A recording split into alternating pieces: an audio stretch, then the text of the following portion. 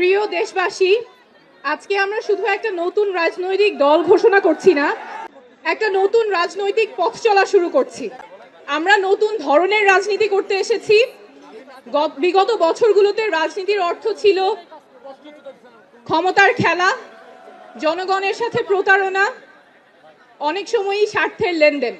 আমরা সেই রাজনীতির অবসান চাই।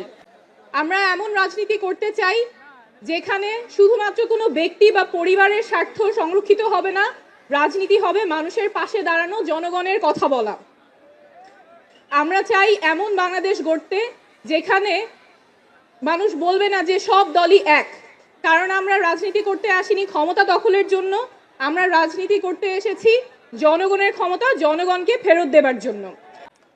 আমরা এমন বাংলাদেশ চাই যেখানে যে কেউ তার যোগ্যতা, সততা এবং জনগণের সমর্থন নিয়ে মানুষের নেতৃত্ব দিতে পারবে, নেতা হয়ে উঠতে পারবে, তার ব্যক্তি বা পরিবার পরিচয় মুখ্য হবে না।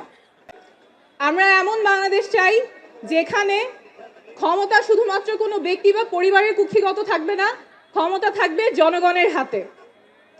আমরা এমন বাংলাদেশ চাই যেখানে স্বাস্থ্য এবং শিক্ষা কারো পণ্যে পরিণত হবে না, সেটা সবার অধিকার, নাগরিক অধিকার, সবার সমান থাকবে। বাংলাদেশ বদলাবেই, শীঘ্রই বদলাবে, এইবার অবশ্যই বদলাবে, আপনাদের হাত ধরেই বদলাবে। ধন্যবাদ।